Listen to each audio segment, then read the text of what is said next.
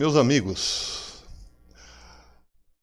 política internacional é uma coisa apaixonante, instigante, mas não é para amadores, porque as coisas têm sempre uma intencionalidade que é muito difícil captar. Muitas vezes pensamos que uma coisa é A e na verdade é B, outras vezes pensamos que é B, mas na verdade é A. Esse é o mundo da política internacional. Ontem eu trouxe a notícia de que James Mattis deixará o seu posto de secretário de Defesa dos Estados Unidos logo no começo de fevereiro. Essa notícia está ligada à Síria, evidentemente, à posição dos Estados Unidos na Síria. Trump disse antes de ontem que os Estados Unidos vão tirar os seus soldados da Síria porque a missão está cumprida. Os Estados Unidos derrotou o Estado Islâmico. Isso não se encaixa com a realidade. O Estado Islâmico está aí. E Trump não é tão burro a ponto de achar que derrotou uma força que está operando em várias partes do mundo e que pode vir aí uma espécie de ISIS-2 na Europa. Mas isso é outro assunto que eu vou comentar em outra oportunidade. O fato é esse. Donald Trump diz, olha, nossa missão na Síria acabou, vamos trazer a tropa para casa, tragam os meninos de volta. Ontem, depois de uma reunião a portas fechadas, James Mattis e Donald Trump afirmaram que essa parceria estará desfeita no próximo ano. James Mattis, muita gente pensa que James Mattis é um sujeito um pouco dúbio, um pouco ligado aos democratas. Isso de fato não existe. Talvez não exista ninguém mais republicano que James Mattis, hoje. Qual o problema de deixar? É isso que nós temos que analisar. Qual é o problema dos Estados Unidos saírem, tirarem suas tropas da Síria? O problema imediato é que os inimigos dos Estados Unidos continuarão lá. Os turcos, por exemplo, têm um interesse enorme em ter tropas lá dentro da Síria para exterminar os curdos, são seus inimigos históricos.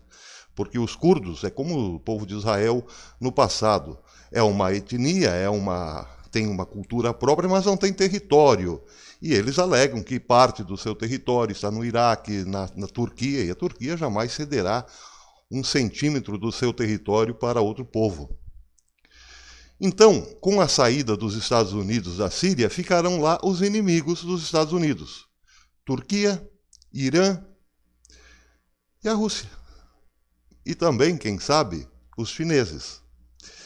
Isso quer dizer o que exatamente? Quer dizer que Donald Trump está dando carta aberta, nesse momento, até esse momento, dando carta aberta para que aquele território, o território da Síria, seja dividido com os seus inimigos. Mas esse não é ainda o problema mais importante. O problema mais importante é que a Síria está ali, do ladinho de Israel. E Donald Trump, em outras palavras, está dizendo o seguinte, Israel, estou deixando os teus inimigos livres, leves e soltos aqui. Estou tirando o time de campo. Defenda-se sozinho, meu amigo, se acontecer alguma coisa no sentido de vamos atacar Israel.